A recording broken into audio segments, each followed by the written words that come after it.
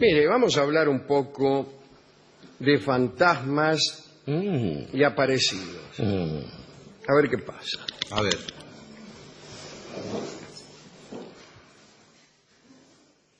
Empecemos con un jurista del siglo XVIII que intentó regular ciertos aspectos del problema que planteaban las visitas espectrales. No digamos una visita contundente como una resurrección de Seyana, no, que plantea otros problemas jurídicos. Sí, ciertamente. Pero espectros que aparecen en una casa y vamos a ver qué problemas causan. A ver. Aquel hombre se llamaba Samuel Strickius. Era decano de la Facultad de Derecho y consejero privado de electores.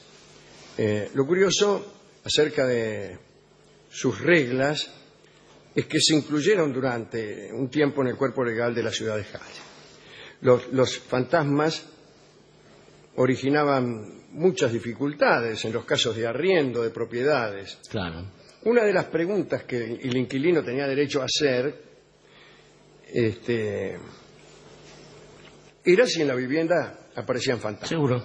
Y si el inquilino descubría que había fantasmas, el contrato podía darse por cancelado. La respuesta de Strickius ante estas cuestiones jurídicas fue que en caso de que los fantasmas fueran soportables, si por ejemplo solo producían algunos ruidos o gritos, bueno, el contrato debía conservar su validez. En cambio, si el fantasma era extremadamente molesto, se podía rescindir el contrato. El propietario de la casa estaba obligado a aceptar la situación, salvo en el caso de que pudiera probar que no había existido perturbación antes de la llegada del inquilino y que todos los inconvenientes habían sido provocados por la llegada de los nuevos ocupantes. Como suele ocurrir, como sabe cualquiera, que Claro, los fantasmas acompañan a las personas. Exacto, o hay personas que tienen como desagradable virtud la convocatoria de espectros que de otra manera no se manifestaría. Bien. Si un yerno recibía de su suegro una casa encantada, ¿qué tal? Sí. Una casa encantada como parte de la dote de su esposa, podía devolverla a su esposa. No, a la casa. Por favor, señor. Y exigir que se le entregara el valor en efectivo. Dice, don Cosme, con su hija todo bien, pero la casa tiene unos fantasmas que no me dejan tranquilo. Claro. Así que llévese la casa y deme la guita. Los propietarios de casas visitadas por espectros podían también solicitar que las liberara de impuestos. Hacían una presentación ante la FIP. Claro. Decía, mire, no me lo vas a ahí donde la ve, mi casa tiene unos fantasmas que no me dejan en paz. Menos 35. El profesor Strickius consagró su atención a otros muchos problemas complicados. Se preguntó, por ejemplo, si en caso de asesinato era prueba suficiente que el fantasma de la víctima dijera algo acerca del crimen. Ajá. Por ejemplo, A ver. es obvio el ejemplo, ¿no? Te matan. Sí, un suponer, Dios no permita. Bueno, entonces viene un tipo, convoca a tu fantasma, aparece tu fantasma y dice, fue Gillespie. Claro. ¿Es prueba? No. Bueno, Si yo digo fue Gillespie, sí es prueba. No, si yo todavía no hablé. claro. Vos estás vivo, loco. Mirá cómo estoy yo. Strickius estableció que se debía ser cauteloso, porque esa presencia espectral podía ser fraudulenta. Claro. Qué desconfiado el tal Sí, Strickius. sí. Bien. Tratándose de Gillespie. También se preguntó si era circunstancia atenuante que un espectro hubiera convencido al criminal para cometer el asesinato. Digo, sí, cometí el asesinato, pero en realidad fue un espectro que me llenó la cabeza, me llenó. Claro. En ese caso, Strickius anotó que era una circunstancia atenuante si se demostraba que aquel espectro había realizado frecuentes visitas y que había formulado amenazas. Y- Ahí es otra cosa. Sí, pero bueno, Ahora pero hay es que... un poco engorroso demostrar la visita de un espectro y más aún el carácter amenazante. Y llamarlo a declarar en un postulación. juicio, claro. Bueno, hasta aquí las cuestiones jurídicas de aquel profesor, ¿no? En realidad nunca se ejecutaron, pero vale la pena pensar en todos estos asuntos. Otra cosa de la cual hemos hablado mucho es acerca de la siguiente cuestión. Si un cuerpo es es cortado por el medio. O Sí. si ponele a vos te cortan la cabeza. Otra vez. Sí. El fantasma, Esta vez no fui yo. sí. El fantasma va sin cabeza. Disculpe. Y ahí también No, viene una pregunta. no, va con cabeza. ¿Por qué va con cabeza? No importa, Porque el fantasma de todo. no se sabe, qué sé yo. ¿Por qué sabes? Yo soy Se el cortan muerto. la cabeza. Hay otra cosa. A ver. ¿De dónde agarro la sábana si el fantasma no tiene cabeza? Supóngase, como suele ocurrir, que también a alguien le cortan una mano, pero sobrevive. Sí. ¿Qué pasa con la mano? Y hay un fantasma de la mano. Entonces, yo, si ustedes me permiten, le voy a contar la historia del general Santana. Ajá. El general Santana fue un general Manito. mexicano que llegó muchas veces a la presidencia a través de levantamientos, Ujú. cambios de política, etcétera, etcétera. Hubo una guerra que se llamó Guerra de los Pasteles o de los Pasteleros, que ocurrió cuando ciudadanos franceses se quejaron al gobierno de Francia de ciertas indemnizaciones desproporcionadas que habían sido obligados a pagar por parte del gobierno mexicano. Y el gobierno francés respondió mandando una expedición de bloqueo al Golfo de México en 1838. Y también exigieron el costo de aquel embargo y ocuparon la plaza de Veracruz, diciendo que no la iban a abandonar hasta que sus peticiones fueran pagadas. Estas operaciones francesas estaban en conjunto también con bloqueos similares que aparecieron en Argentina y Uruguay, bajo el lema del vicecónsul Aimé Roger, que decía: infligir a la invencible Buenos Aires un castigo ejemplar que será una lección saludable para todos los demás estados americanos. Decía, corresponde a Francia hacerse conocer si quiere que se la respete. Y se aposentaron en el puerto de Montevideo. Bueno, y en México también en el puerto principalísimo de Veracruz. De Veracruz.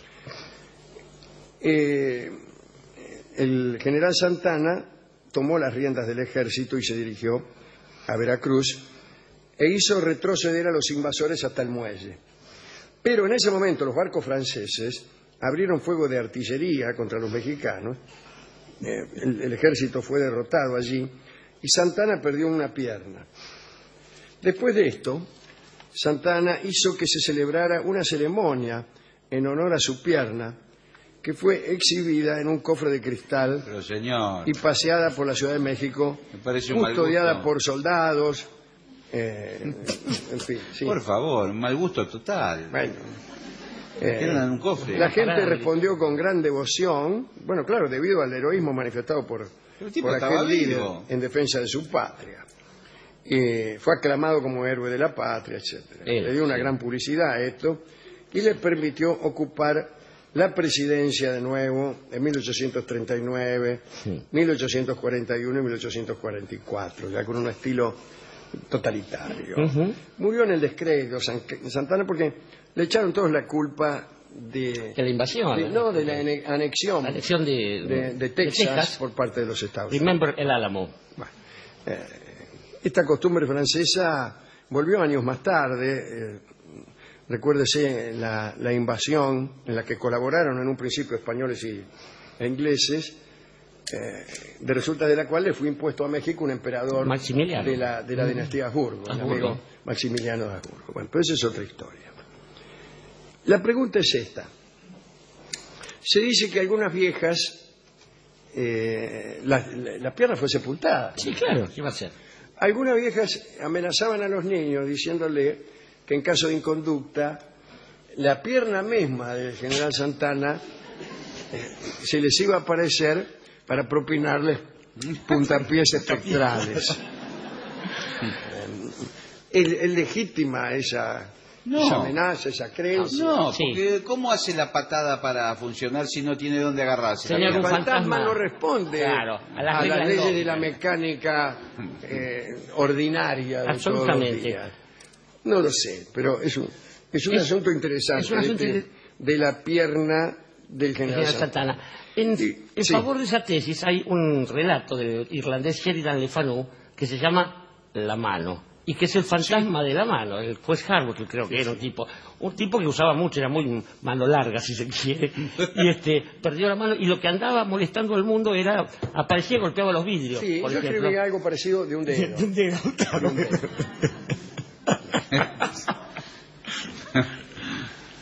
Yo le voy a contar ahora una última historia que me ha gustado mucho. En este caso procede de Agustín Calmet, que fue un escritor francés de los siglos XVIII, XVII y XVIII. Y escribió una disertación sobre las apariciones, los demonios, los espíritus y los que han vuelto. Allí cuenta la historia del marqués de Rambouillet y del marqués de Précy, nobles famosos en tiempo de Francisco I. Francisco I de Valois, que reinó en Francia ya a principios del siglo XVI. Y que perdió todo menos el honor, decía. Que perdió todo puede perderse, que se pierda todo menos el honor, dijo a Carlos V. Bueno, parece que aquellos marqueses, el de Rambouillet y el de Précy, solían encontrarse para discutir acerca de la vida tras la muerte. Y una vez, con descreimiento e ironía, se prometieron mutuamente que quien primero muriera volvería a dar noticias al otro. Tiempo más tarde, el marqués de Rambouillet partió para Flandes, que entonces estaba en guerra, y el marqués de Précy, enfermo, se quedó en París. 6 semanas después, el de Précy notó que alguien corría las cortinas de su habitación, pero no vio a nadie. Por favor. Sí. Pocos minutos después apareció el marqués de Rambouillet, sucio y vestido de soldado. El marqués de Précy saltó de la cama para abrazar a su amigo, pero Rambouillet retrocedió unos pasos y dijo con gravedad: he muerto, y en tal condición he venido a cumplir mi palabra. Me ha tocado, por muy poco, hacerlo primeramente. De Précy, espantado, quiso confirmar una broma y se esforzó de nuevo para llegar hasta su compañero, pero no logró estrechar nada entre sus brazos. Creyó entonces que alucinaba, pero rápidamente creyó en fantasmas. El espectro Rambouillet mostró una herida encima de los riñones, a causa de la cual había muerto, y después desapareció. El marqués de Précy quedó horrorizado. Más lo estuvo cuando a las pocas semanas recibió un correo con la confirmación de la muerte del marqués de Rambouillet. A los pocos días de Précy debió marchar a Flandes y murió en la batalla del barrio de Saint-Antoine. Qué feo, ¿eh? Estas son las historias de fantasmas que teníamos para esta noche. Es curioso, Alejandro, estaba recordando, nuestro amigo Jacques Lacan solía decir que es notable que nadie haya percibido alguna vez que el deseo del hombre siempre tiende hacia el infierno, y que una vez ahí, estando ahí, ya se las arregla solito. Los fantasmas provienen del infierno. Y yo digo una cosa: alguien que es capaz de creer que de una persona muerta existe una representación cualquiera en forma de espectro, de bruma o de alguna otra porquería que aparezca, ¿por qué va a negar la existencia de ese mismo espectro en segmentos? Ahí tenemos a los japoneses que creen en las Rokuro Kubi, que son cabezas fantasmales que andan... Claro, las cabezas. Las cabezas de los... Las famosas cabezas. Claro. Y del mismo modo, en México, donde se ha hecho un culto de la fragmentación del cuerpo en tiempos revolucionarios, tenemos al presidente Obregón, ahí que tiene una mano con los piolines colgando y cosas por el estilo, y es lógico que uno piense en ese tipo de segmentación. Por otra parte, no puedo menos que recordar una bella frase. Lo único que me gustó de una de las películas, yo veo, me gusta alguna frase suelta, una que comentamos aquí que decía: 1917, hay una guerra mundial y hay una epidemia, buena época para fantasmas. Digo, en esos momentos surgieron siempre, en los momentos en que se empieza a hablar de los fantasmas, personas que los invocan, que los convocan y que los traen, y una vez cada tanto puede ocurrir que eso se materialice de algún modo y que aparezca un fantasma después de todo. Y fíjense las proyecciones que tienen este tipo de cuestiones, digamos, no son otra cosa que una especie de memoria hecha cuerpo, hecha alguna cosa palpable. Tengo para mí que los fantasmas en general Yo escasamente creo en el más allá, imagínense, ojalá pudiera creer, nada me gustaría más que creer en los fantasmas. Pero tengo una perspectiva peor, y es que el más allá no existe. Después de la muerte no hay nada, pero los fantasmas sí existen. Y están todos acá, están alrededor nuestro, y están divididos en partes, son piernas, son manos, son cabelleras que aparecen de pronto. Eso lo asegura Joyce en el principio de su novela, que es un fantasma. Claro. Es algo que se ha ido... que ha ido bajando la intensidad de tu existencia por esto, por aquello, y al final dice por cambio de hábitos. Por cambio de hábitos, Por cambio de hábitos no está mal. Y después dice, ¿cómo? Cita al Dr. Johnson, que había dicho que nunca había visto un fantasma. Y yo le dice, ¿cómo no? Si no vemos otra cosa que fantasmas. Estos que estamos aquí no somos después de todo más que fantasmas. Nuestra perspectiva del tiempo hace que toda la vida sea una fantasmagoría frecuente. De modo que el problema lo tienen aquellos, primero, como usted, Gillespie, que descree que una pierna puede tener un fantasma, mire, pobrecita. No se lo quería decir y tuvo que venir el señor a decirlo. O bien, aquellos que andan buscando entre las tumbas, en los cementerios, porque si hay un lugar donde los fantasmas no se van a molestar a ir a refugiarse, es un lugar donde no se los vea. El único lugar donde no aparecen los fantasmas, querido Alejandro, es en las sombras. En las sombras es el tango que vamos a escuchar ahora. Es una versión extraordinaria. Ahora lo vamos a escuchar. Espere, no se apure, don Astor. Es un solo de bandoneón de Astor Piazzolla. En las sombras es un tango de Joaquín Mora.